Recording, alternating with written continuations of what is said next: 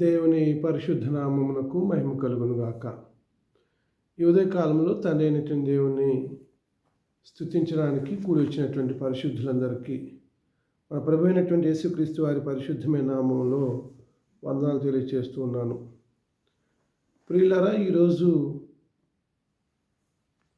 సంఘంలో స్త్రీ మాట్లాడవచ్చా లేదా బోధించవచ్చా అనేటువంటి అంశం గురించి ఆలోచన చేయటానికి సిద్ధపడదాము. ఈనాడు స్త్రీలు సంఘాలు నడుపుతూ ఉన్నారు. నాకు తెలిసినటువంటి అనేక సంఘాల్లో స్త్రీలే ప్రిసైడర్స్గా నడిపించేవారుగా ఉంటారు. వారే ప్రార్థన చేస్తూ ఉంటారు, వారే బోధిస్తూ ఉంటారు, వీలైతే వారే డ్రమ్ము కొడుతూ ఉంటారు. మరి ఇవన్నీ కూడా నేను కొన్ని ప్రార్థనా మందిరాల్లో గమనిస్తూ వచ్చాను. ఇంకా కొంచెం ముందుకెళ్ళినట్లయితే బిషప్స్గా, పాస్టర్స్గా నియమించుతుంటున్నారు. అంటే సంఘ పెద్దలు ఉంటారు కదా, స్త్రీలకు కూడా సంఘ పెద్దలు. నేను ఒక సందర్భంలో మా స్నేహితుడు అంటే నా కొలీగ్ వాళ్ళ ఇంటికి వెళ్ళినప్పుడు వాళ్ళ అక్కయ్య వాళ్ళు హడావుడిగా ఉన్నారు. ఏంటక్కయ్య హడావుడి అంటే, తమ్ముడు మాకు సంఘ పెద్దల ఎలక్షన్ జరుగుతున్నాయి, మాకు అంటే ఇక్కడ స్త్రీలకు. నేను ఒక్కసారి అయ్యాను. అదేంటి, సంఘంలో స్త్రీలు కూడా పెద్దలుగా ఉంటారా? దేవుని యొక్క వాక్యం అలా చెప్పట్లేదే అని చెప్పి తీతు పత్రికని, తిమోతి పత్రికని గుర్తు చేశాను. మాకుండే సమస్యలు మాకుంటే తమ్ముడు, వాటిని తీర్చాలంటే మరి పురుషుల వల్ల కాదు, మేమే ఉండాలని చెప్పి అదొక పెద్ద రాజకీయం టైప్లో చేస్తూ ఉన్నారు. అంటే నేను ఇక్కడ ఏం తెలియచేయాలని కోరుతున్నానంటే, స్త్రీలు కూడా బిషప్స్గా, అధ్యక్షులుగా, లేకపోతే పెద్దలుగా, పాస్టర్లుగా నియమించబడుతున్నటువంటి పరిస్థితి కొన్ని సంఘాలను గమనించాను. అయితే సంఘంలో స్త్రీ పాత్రను గురించి ప్రతి స్త్రీ గమనించవాలని ఉదయకాలంలో మిమ్మల్ని కోరుతా ఉన్నాను. మొట్టమొదటిగా మనం ఏం గమనిస్తున్నామంటే ప్రియులరా, పితరుల కాలంలో కానీ, ధర్మశాస్త్ర యుగంలో కానీ, క్రైస్తవ యుగంలో కానీ స్త్రీలు వారు చేసినటువంటి బాధ్యత లేక వాళ్ళ పాత్ర గురించి మనం ఆలోచించేద్దాం. అంటే మరొక రకంగా చెప్పాలంటే, ఆయా కాలాల్లో స్త్రీల యొక్క పాత్ర ఏంటి అనే విషయాన్ని మీకు గుర్తు చేస్తాను. చూద్దాము. పితరుల యుగంలో మనం చూసినప్పుడు ప్రియులారా, పితరుల యుగం అంటే మీ అందరికీ తెలుసు కదా. ఆదికాండం లగాయత్తు నిర్గమకాండం 19వ అధ్యాయం వరకు సుమారుగా 2500 సంవత్సరాల చరిత్ర ఉంది ప్రియులరా. ఈ కాలంలో ఉన్నటువంటి స్త్రీలు దైవికమైనటువంటి పనులు చేసినట్లుగా బైబిలు తెలియచేయట్లేదు. అవును, పితరుల యుగము అంటారు దాన్ని. ఆ పితరుల యుగంలో స్త్రీలు దైవిక పనులు చేసినట్లు లేదు. అంటే బోధించడం కానీ, నాయకులుగా ఉండటం కానీ లేదు అనే విషయాన్ని మీకు గుర్తు చేస్తూ ఉన్నాను. రెండవదిగా ధర్మశాస్త్ర కాలంలో, ధర్మశాస్త్ర కాలం అంటే నిర్గమకాండం 20వ అధ్యాయం నుంచి అపోస్తల కాలంలో 1వ అధ్యాయం వరకు ఉన్నటువంటి కాలం. ఇది 1500 సంవత్సరాల కాలం పట్టింది. మరి మోషే అధ్యక్షతన ఇజ్రాయేల్ ప్రజలకు దేవుడు ధర్మశాస్త్రాన్ని ఇచ్చిన సంగతి మనందరికీ తెలిసిందే. ఈ ధర్మశాస్త్ర కాలంలో కూడా ఎక్కడా స్త్రీలు యాజకులుగా నియమించబడలేదు అంటే మీరు ఆలోచించేయండి. ప్రవక్త్రిగా ఉన్నారు, ప్రవక్తలుగా ఉన్నట్టుగా కనిపిస్తుంది కొన్నిసార్లు, మనం ఆలోచన చేస్తాము. కానీ ధర్మశాస్త్ర కాలంలో స్త్రీలు యాజకులుగా లేకపోతే సంఘాన్ని నడిపించేటువంటి వారుగా దేవుని సముఖంలో యాజకత్వం చేసినటువంటి పరిస్థితి మనకు కనపడదు. ఇకపోతే ఇప్పుడు క్రొత్త నిబంధనలు మనం చూసినప్పుడు, క్రొత్త నిబంధన అనేటువంటిది అపోస్తల కార్యములు 2వ అధ్యాయం నుంచి ప్రకటన 22 వరకు మనం చూస్తాము. సుమారు ఇప్పటికీ 2026 సంవత్సరాలు జరిగింది. ఇంకెంతకాలం ఉంటుందో నేను చెప్పలేను. ఈ క్రొత్త నిబంధన కాలంలో మరి స్త్రీలు దేవుని సన్నిధిలో పరిచర్య చేసినటువంటి సందర్భాలు మనకు ఉన్నాయి. ఒకసారి లూకా సువార్తలోకి మనం వచ్చినట్లయితే, లూకా సువార్త 2వ అధ్యాయంలోకి రండి. లూకా సువార్త 2వ అధ్యాయము మరి 37-38 వచనాలు మనం గమనించినప్పుడు, 37-38 వచనాల్లో 84 సంవత్సరములు విధవరాలై ఉండి దేవాలయము విడవక ఉపవాస ప్రార్థనలతో రేయింబవళ్ళు సేవ చేయుచుండెను. ఎవరి గురించి చెప్తున్నారు ఇక్కడ అని అంటే, ఆషేరు గోత్రికురాలైనటువంటి పనూయేలు కుమార్తె అయిన అన్న అను ప్రవక్తి ఉండెను.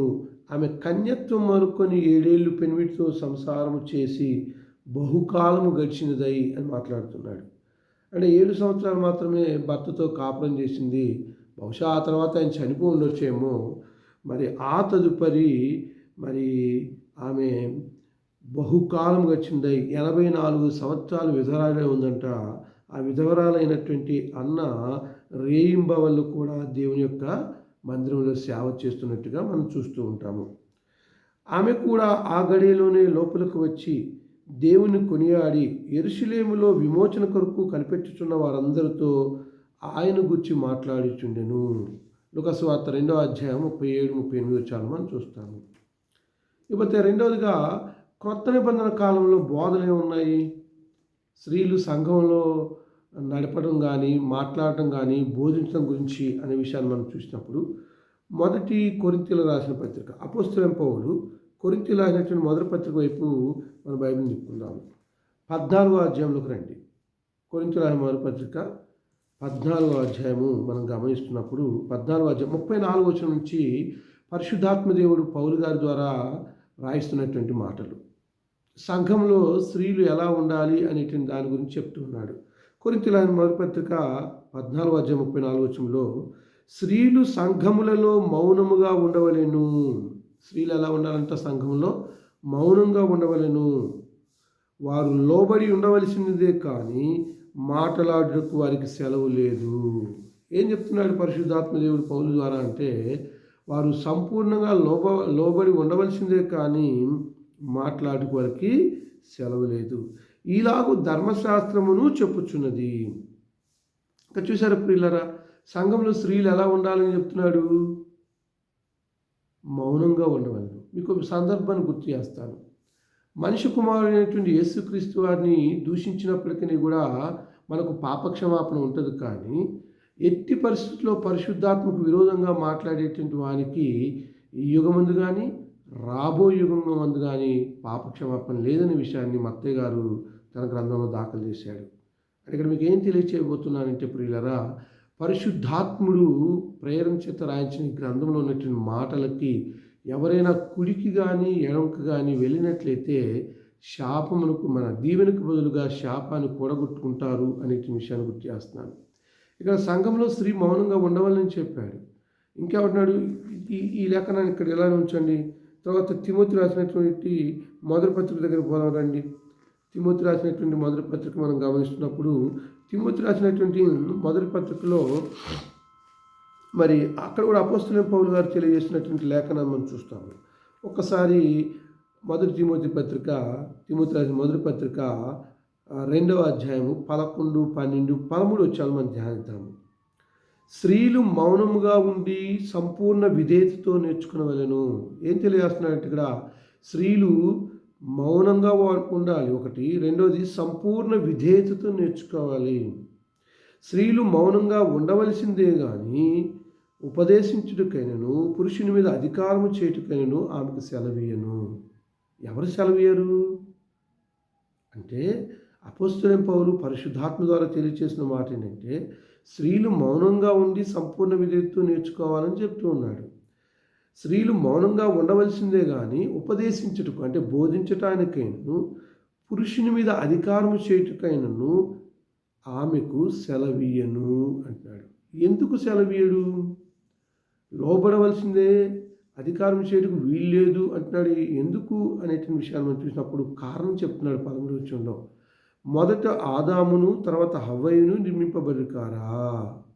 వాస్తవమే. 14వ వచనం అంటాడు, మరియు ఆదాము మోసపరచబడలేదు కానీ స్త్రీ మోసపరచబడి అపరాధములో పడెను. ఇది కారణం. ప్రియులారా, స్త్రీ మోసగించబడి అపరాధంలో పడినది కనుక స్త్రీలు సంఘములో ఉపదేశించకూడదు, అనగా బోధించకూడదు, నడిపించకూడదు. వారు సంపూర్ణ విధేయతతో మౌనంగా ఉండి నేర్చుకోవాలి అనేటువంటి విషయాన్ని దేవుడు చెప్తున్నాడు. ఇంకా మనం గమనించినప్పుడు కొరింథీయులకు రాసినటువంటి మొదటి పత్రిక 14వ అధ్యాయము 35వ వచనంలో ఏమంటాడు? వారు ఏమైనను నేర్చుకొనగోరిన యెడల, అంటే స్త్రీలు ఏమైనా నేర్చుకోవాలి అనుకుంటే ఇంట తమ తమ తమ తమ భర్తలను అడగవలెను. సంఘములో స్త్రీ మాట్లాడటం అవమానం. ఒక ఆయన అన్నాడు, మరి భర్త అవిశ్వాసి అయ్యి దేవుని నమ్మనటువంటి వారైతే ఎవరిని అడగాలి? మంచి ప్రశ్న. ఎందుకంటే పరిశుద్ధాత్మ దేవుడేమో వారు ఏమైనా నేర్చుకొనగోరినల్లా ఇంట తమ తమ భర్తలు అడగాలన్నాడు కదా. అంటే ఆయన ఉద్దేశం ఏంటి? సంఘంలో స్త్రీలు ఉంటారు, పురుషులు ఉంటారు, వృద్ధులు ఉంటారు, పిల్లలు ఉంటారు. కానీ రక్షించబడినటువంటి సమూహం మాత్రమే సంఘం కాబట్టి భార్యాభర్తలు ఇద్దరూ కూడా క్రైస్తవులై ఉండొచ్చు అనే భావంతో రాశాడేమో. ఒకవేళ భర్త అవిశ్వాసే దేవుని సన్నిధికి రానట్లయితే అతని దగ్గర ఏం నేర్చుకుంటుంది అని ఒక ఆయన అడిగాడు. అప్పుడు వాస్తవంగా మీరు అన్నది కరెక్టే, కానీ అప్పుడు సంఘాన్ని నడిపించేటువంటి సేవకుని అడిగి నేర్చుకోవాలి అని చెప్పాను. అంటే నియమం మారలేదు. భర్త చెప్పలేని పరిస్థితిలో ఉన్నప్పుడు సంఘాన్ని నడిపిస్తున్నటువంటి సంఘ నాయకుడు ఉంటాడు, లేక సువార్థకుడు ఉంటాడు, లేకపోతే పెద్దలు ఉంటారు, వారిని అడిగి తెలుసుకోవాలి. ఇంకేమంటున్నాడు 34వ వచనం చివరిలో, సంఘములో స్త్రీ మాటలాడుట అవమానకరం. ఎవరికి అవమానం? స్త్రీ సంఘంలో మాట్లాడింది, ఎవరికి అవమానం? ఆమెకి అవమానము. రెండోది దేవునికి కూడా అవమానం ప్రియులారా. అంటే దేవుని యొక్క వాక్యానికి విభిన్నంగా చేసేటువంటి వారు ఎవరైనా సరే దేవుని అవమానపరుస్తున్నారు అనే విషయాన్ని చెప్తున్నాడు. ఇంకా మనం చూసినట్లయితే 36వ వచనం అంటాడు, దేవుని వాక్యం మీ వద్ద నుండి బయలువెళ్ళినా మీ వద్దకు మాత్రమే వచ్చినా. ఏమంటాడు ఇక్కడ? దేవుని వాక్యం మీ వద్ద నుండే బయలువెళ్ళినా మీ వద్దకే వచ్చినా. దేవుని వాక్యం మన యొద్దకు వచ్చింది, దానిని మనము తిరిగి ఇతరులకు చెప్తున్నాము. కాబట్టి క్రొత్త నిబంధనల బోధన మనం చూసాం ప్రియులారా. ఒకటి, సంఘంలో స్త్రీ మౌనంగా ఉండాలి. రెండవది, లోబడవలసిందే కానీ అధికారము చేయుటకు వీల్లేదు. ఎందుకు? కుటుంబంలో భార్యాభర్తలు ఉంటారు. ఆ భార్యాభర్త కుటుంబంలో ఉన్నటువంటి సందర్భంలో భార్యకు శిరస్సు ఎవరు? భర్త. ఆదికాండం 3వ అధ్యాయం మనము అవాదములు పాపం చేసినప్పుడు దేవుడు శపిస్తూ వచ్చాడు కదా. అక్కడ స్త్రీతో అంటాడు, నీ గర్భవేదనను మిక్కిలి హెచ్చించేదను, నీవు వేదనతో పిల్లలు కందువు, నీ భర్త నీకు వాంఛ కలుగును, అతడు నిన్ను ఏలును అని అంటాడు. అంటే ఇక్కడ మనం గమనించినట్లయితే కుటుంబంలో ఉన్నటువంటి భార్యను ఏలేది ఎవరంటే భర్త. కాబట్టి భర్త ఆమెకు శిరస్సు అయి ఉన్నాడు కనుక లోబడవలసిందే కానీ పురుషునిపై అధికారము చేయుటకు వీలు లేదు. ఏమన్నా నేర్చుకునే వాళ్ళంటే ఇంట తమ భర్తను అడగవలెను. ఇంకా ఏమంటాడు? స్త్రీ సంఘంలో మాట్లాడట అవమానము. ఎందుకనంటే దేవుని వాక్యము మీ యొద్ద నుండి వచ్చినా లేక మీ యొద్దకు మాత్రమే వచ్చినా మీ యొద్ద నుండి బయలువెళ్ళినని ప్రశ్నిస్తూ ఉన్నాడు. లేకపోతే మూడవదిగా సంఘముకున్నటువంటి బాధ్యతల్లో ఒకటి, సంఘము సువార్త ప్రకటించాలి. సంఘం అంటే మరొకసారి చెప్తున్నాను, రక్షించబడినటువంటి సమూహము. అందులో పురుషులు ఉంటారు, స్త్రీలు ఉంటారు, వృద్ధులు ఉంటారు, అందరూ ఉంటారు. పిల్లలు మాత్రం కాదు. పిల్లలకి జన్మ పాపం లేదు కనుక మంచి చెల్లెక తెలిసేటువంటి విషయము వాళ్ళు తెలియనంత కాలం వాళ్ళకి బాప్తిసం లేదు, రక్షణ అవసరం లేదు కదా. ఇకపోతే రెండవదిగా సంఘము క్షేమాభివృద్ధి చెందాలి, క్షేమంగా అభివృద్ధి చెందాలి. మూడవది, సంఘము ద్వారా ఔదార్య కార్యాలు జరగాలి. అంటే ప్రత్యేకించి మూడో పాయింట్ మీకు ఏం తెలియజేయాలనుకుంటున్నానంటే, సంఘము క్షేమాభివృద్ధి పొందటానికి స్త్రీలు చేయవలసినటువంటి పనులు. నెంబర్ 1, స్త్రీలకు వాక్యం చెప్పవచ్చు. స్త్రీలకు వాక్యం చెప్పవచ్చు. స్త్రీలు పిల్లలకు వాక్యం చెప్పవచ్చు. ఎందుకంటే వాళ్ళు రక్షించబడిన వారు కాదు కదా. ఒక సందర్భంలో మీకు గుర్తు చేస్తాను. నా భార్య పరిచర్యకి వెళ్ళారు. సువార్త కూడికలో మరి దేవుని వాక్యం ప్రకటించడానికి వెళ్ళినప్పుడు అక్కడ కొంతమంది పురుషులు కూడా ఉన్నారు. పురుషులు ఉంటే పురుషుల మధ్య మాట్లాడటానికి ఆమె ఇష్టపడలేదు. చెప్పింది, మరి ఇక్కడ పురుషులు ఉన్నారు కదా, నేను మాట్లాడాను అని చెప్పేసి అన్నప్పుడు స్త్రీల కూడికలో, అంటే ఆ పల్లెటూరు అది, అప్పుడు అక్కడ దైవజనులు వారిని బయటకు పంపించడం జరిగింది. ఎందుకు? ఈ లేఖనాలు తన మనసులో ఉన్నాయి. పురుషుని మీద స్త్రీ అధికారం చలాయించకూడదు అనేటువంటి.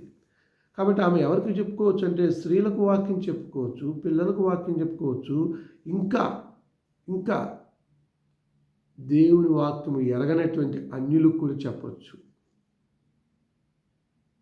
రెండవది పరిచర్య చేయటము. సంఘ క్షేమాభివృద్ధి కొరకు స్త్రీలు చేయవలసింది పరిచర్య చేయాలి.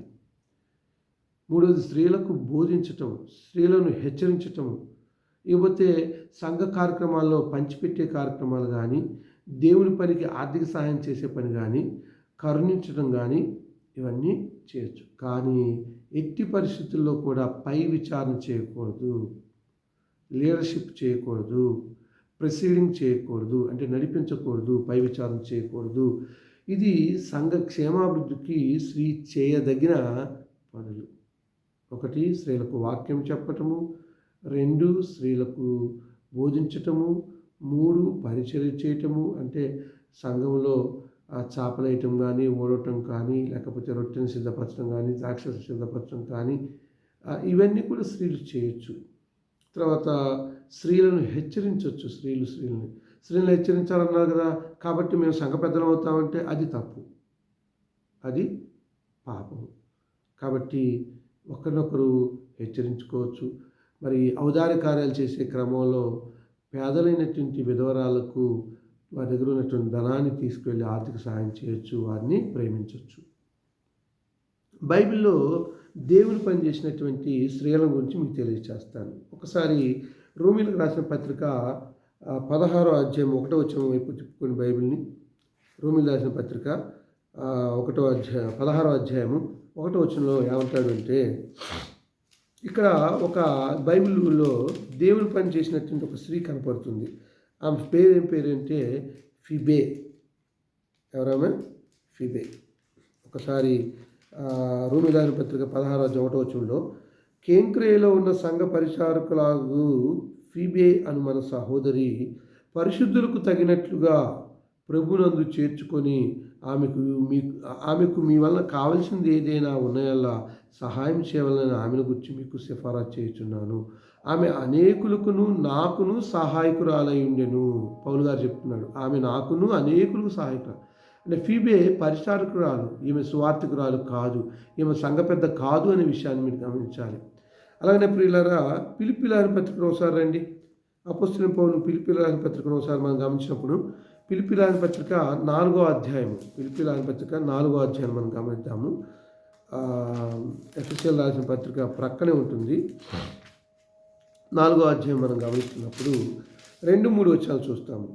ప్రభునందు ఏక మనస్సు గలవారై ఉండుడని యువోదియకును సుంతికేను బతిమాలుకొంచున్నాను. అవును, నిజమైన సహకారి ఆ స్త్రీలు క్లెమెంతుతోనూ నా ఇతర సహకారులతోనూ సువార్త పనిలో నాతో కూడా ప్రయాసపడిన వారు కనుక వారికి సహాయం చేయమని నేను వేడుకొంచున్నాను. ఆ సహకారుల పేర్లు జీవగ్రంథమందు వ్రాయబడి ఉన్నవి. క్లెమెంత్ సువార్త పనిలో ప్రయాసపడినటువంటి స్త్రీగా మనం చూస్తాం. ఇంకా తిమోతి యొక్క తల్లి అమ్మమ్మ. తిమోతి రాసిన 2వ పత్రిక 1వ అధ్యాయం 3-4 వచనాలు చూసినట్లయితే అక్కడ చెప్తాడు, నీ తల్లి అయినటువంటి లోయిలోను నీ అవ్వ అయినటువంటి యూనికేలోను మరి విశ్వాసము కొనసాగుతుందని విషయాన్ని ఒకసారి తిమోతి రాసినటువంటి 2వ పత్రికలోకి వెళ్తాము. తిమోతి రాసిన 2వ పత్రిక 1వ అధ్యాయం 3-5 వచనాలు చూసినట్లయితే, ఆ విశ్వాసం మొదట నీ అవ్వయైన లోయిలోను నీ తల్లి అయిన యూనికేలోను వసించను, అది నీ యందు సహా వసించుటను నీ రూఢిగా తెలుసుకున్నాను. అంటే ఇక్కడ లోయి లేకపోతే యూనికే వీరు తిమోతిని భక్తిలో పెంచినటువంటి వారుగా మనం గమనిస్తున్నాం. ఆ భక్తిని బట్టే చాలా అద్భుతంగా తిమోతి యవ్వనస్తుడుగా ఉండి సంఘ పెద్దలను ఎఫెసీలో ఏర్పాటు చేసినట్టుగా మనం చూస్తూ ఉంటాము. ఇకపోతే అపోస్తల కార్యగ్రంథంలోకి వచ్చినప్పుడు 18వ అధ్యాయంలో చూడొచ్చు. అపోస్తల కార్యములు 18వ అధ్యాయంలో మనం గమనించినట్లయితే ప్రియులారా, అక్కడ అకుల ప్రిస్కిల్లా అనేటువంటి 2 దంపతులు ఉంటారు. పౌలు గారితో పాటు పౌలు వారితో ఉండటం యొక్క ఉద్దేశం ఏంటంటే, వాళ్ళు ఇరువురు కూడా డేరాలు కుట్టుకునేటువంటి వృత్తి కలిగినటువంటి వారు. డేరాలు కుట్టుకునేటువంటి వారు ఎథెన్స్ నుంచి వచ్చి కొరింథీలో ఉంటున్నారు. ఈ అకుల ఎవరంటే పొంతు వంశీయుడంట, ఒక యూదుడు. అతని భార్య అయిన ప్రిస్కిల్లా. వీరిని కనుగొని పౌలు వారి యొద్దకు వెళ్ళి వారితో పాటు ఉంటూ డేరాలు కుట్టుకుంటూ తనకు వచ్చినటువంటి డబ్బు చేత సేవ జరిగించినట్టుగా మనం చూడగలము. అపోస్తల కార్యములు 18వ అధ్యాయం 24-28 వచనాలు మనం చూసినప్పుడు, అలెగ్జాంద్రియ వాడైన అపోల్లో అని ఒక యూదుడు ఎఫెసుకు వచ్చెను. అతడు విద్వాంసును లేఖనములందు ప్రవీణుడై ఉండెను. అతడు ప్రభు మార్గం విషయమై ఉపదేశం పొంది తన ఆత్మయందు తీవ్రపడి యోహాను బాప్తీసం మాత్రమే తెలుసుకున్నవాడేనను యేసును గుచ్చిన సంగతులు వివరంగా చెప్పి బోధించుతూ సమాజ మందిరంలో ధైర్యంగా మాట్లాడడం ఆరంభించాను. ఇక్కడ అలెగ్జాంద్రియా వాడైనటువంటి అపోల్లో అనేటువంటి ఒక యూదుడు వచ్చాడు. ఆనాడు ఉన్నటువంటి మరి సమాజ మందిరంలోకి వచ్చి ఇతడు విద్వాంసుడు అంట, స్కాలర్, లేఖనాలు ప్రవీణుడు. కానీ ఇతనికి ఏం తెలుసు? యోహాను బాప్తీసం గురించి మాత్రమే తెలుసు అంట. అప్పుడు ప్రభు మార్గం గురించి ఉపదేశిస్తూ ఉన్నటువంటి క్రమంలో అక్కడ సమాజ మందిరంలో ధైర్యంగా మాట్లాడుతున్నాడు ఇక్కడ అపోల్లో అనేటువంటి మరి విద్వాంసుడు. అప్పుడు ప్రిస్కిల్లా ఆకుల ఆయన మాటలను విని అతన్ని చేర్చుకొని ఇంటికి తీసుకొని వచ్చి చేర్చుకొని ఒక రకంగా మరి మంచి విందిచ్చి దేవుని మార్గాన్ని మరి విషదంగా ఆయనకు తెలియచేశారు. అంటే క్రీస్తుని గురించినటువంటి సమాచారం తెలియదేమో బహుశా. ఆ విషయాల్ని అకులా ప్రిస్కిల్లా కూడా బోధించినట్టుగా మనం చూస్తున్నాము. ఆ తర్వాత అతడు అకైకు పోదలిచినప్పుడు అతన్ని చేర్చుకునే వాళ్ళని సహోదరులను ప్రోత్సాహపరుచు అక్కడ శిష్యులకి మరి ఉత్తరం రాసినట్టుగా మనం చూస్తూ ఉన్నాము. నేను ఇక్కడ మీకు ఏం తెలియచేస్తున్నానంటే ప్రియులరా, అకులా ప్రిస్కిల్లా ఏమో స్త్రీ, మరి పురుషుడేమో అకుల. ఈ ప్రిస్కిల్లా భర్త అయినటువంటి అకులతో కలిసి అపోల్లోకి తన ఇంటి వద్ద సువార్త ప్రకటించారు. గమనించాలి, సంఘంలో మాత్రము కాదు. అలానే అపోస్తల కార్యములు 16వ అధ్యాయంలో మనం చూసినప్పుడు తుయతైర పట్టణస్థురాలైనటువంటి లూదియా అనేటువంటి ఒక స్త్రీని మనం చూస్తాము. లూదియా 16వ అధ్యాయము 14-15 వచనం మేము చూసినట్లయితే 14-15 వచనాల్లో, అప్పుడు లూదియాను దైవభక్తి గల ఒక స్త్రీ వినుచుండెను. ఆమె ఊదారంగు పొడిన తుయతైర పట్టణస్థురాలు. ప్రభు ఆమె హృదయము తెరిచెను గనుక పౌలు చెప్పిన మాటలందు లక్ష్యముంచెను. ఆమెను ఆమె ఇంటివారును బాప్తిసం పొందినప్పుడు ఆమె, నేను ప్రభునందు విశ్వాసము గలదానని మీరు ఎంచితే నా ఇంటికి వచ్చి ఉండు అని వేడుకొని మమ్మల్ని బలవంతం చేసినాం. అంటే లూదియా కూడా పౌలు గారితో పాటు స్వార్థ పనిలో పాలివాసురాలుగా ఉంది. వచ్చిన సేవకులకి మరి కడుపునిండా భోజనం పెట్టినటువంటి స్త్రీగా మనం చూస్తూ ఉంటాం ప్రియులరా.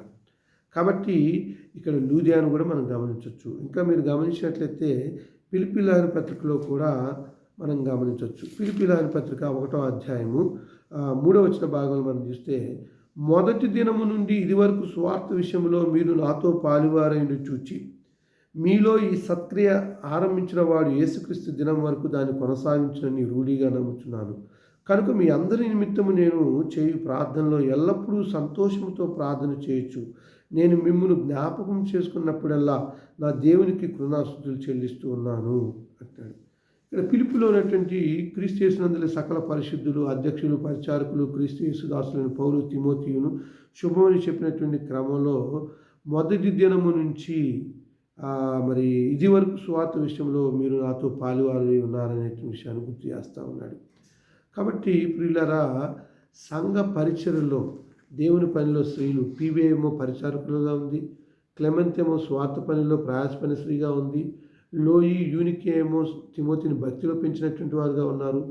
ప్రిస్కిల్లా భర్త అయిన అకులతో కలిసి అపోల్లోకి స్వార్థ ప్రకటించింది తన ఇంటి దగ్గర. అలానే లూదియా కూడా తన ఇంటికి వచ్చిన సేవకుల్ని వారి చేత బోధించబడి రక్షణ పొంది తన కుటుంబాన్ని రక్షణ పొంది వారి స్వార్థ పనిలో వారికి సహాయకురాలుగా ఉన్నట్టుగా మనం చూస్తూ ఉన్నాము. కాబట్టి మీకేం తెలియచేయాలనుకోతున్నానంటే, స్త్రీలు సంఘంలో బోధించకూడదు, మాట్లాడకూడదు.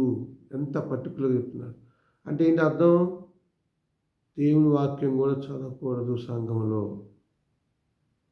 మౌనంగా ఉండి సంపూర్ణ విధితో నేర్చుకోవాలి. కానీ ఈనాడు సంఘాల్లో స్త్రీలను ప్రోత్సహిస్తున్నారు. మనం ఎప్పుడైనా వాక్యం ఇప్పుడు డిఫరెంట్ చెప్తే మగవాళ్ళ కంటే కూడా ఆడవాళ్ళు టక్కన తీసి చదువుతున్నారు. అది గొప్ప అనుకుంటున్నారు, కానీ పరిశుద్ధాత్మ ఆ దేవుని యొక్క ఆదేశానికి అది వ్యతిరేకం. కాబట్టి ప్రియులరా, దేవుడు చేయమని చెప్పినటువంటి పనులు మాత్రమే స్త్రీలు చేయాలి, కానీ చెప్పని పనులు చేస్తే ఆ దీవెనకు బదులుగా శాపము పొందుతారు. జాగ్రత్త సుమి. కనుక ఈ మాటల చేత స్త్రీలైనటువంటి వారిని హెచ్చరిస్తూ, మరి సంఘములో స్త్రీలు మాట్లాడవచ్చా అనేటువంటి దాని గురించి లేఖనాల ద్వారా మీకు వివరణిస్తూ ఈ మాటలు ముగించుకుంటున్నాను. నేను మిమ్మల్ని హెచ్చరిస్తున్నాను. మీ అందరికీ నా వందనాలు. నేను తల వచ్చినట్లయితే ప్రార్థన చేసుకున్నాను. సర్వశక్తిమంతుడా, సకల ఆశీర్వాదాలకి కారణభూతుడా, మా జీవముల తండ్రి నాయన, మరి విత్తబడినటువంటి వాక్యం విషయంలో కృప చూపించండి. నేడు సంఘాలను స్త్రీలు నడుపుతున్నటువంటి పరిస్థితి నాయన, సంఘాల్లో వాళ్ళే మరి పెద్దలుగా, పాస్టర్లమ్మలుగా నియమించబడుతున్నటువంటి పరిస్థితులు ఉన్నాయి. వీటి ద్వారా మనం గమనించవలసిన విషయము, లేఖనాలు ఏం చెప్తున్నాయనే విషయాన్ని ఉదయకాలంలో మరి సంఘ బిడ్డలకు, స్త్రీలకు తెలియచేయటానికి సహాయం చేశారు. కాబట్టి మేము ఎట్టి పరిస్థితుల్లో కూడా పాపంలో పడి శాపాన్ని మూట పెట్టుకొని ఆ పరలోక భాగ్యాన్ని చేజేతులారా తిరస్కరించుకోవడానికి మరి మాకు మీ జ్ఞానాన్ని ఇచ్చినందుకు స్తుతులు చెల్లించుకుంటూ ఈ ఉదయకాలంలో తండ్రి, మరి ఈ యొక్క యూట్యూబ్ ద్వారా వీక్షిస్తున్నటువంటి ప్రతి ఒక్కరిని కూడా మీ దీవెనతో నింపమని, మరి వాక్యం ప్రకటించే విషయంలో స్త్రీలు సంఘంలో జాగ్రత్త కలిగి ఉండాలని మీ పరిశుద్ధాత్మ యొక్క ఆజ్ఞను తెలియచేస్తూ వచ్చాను.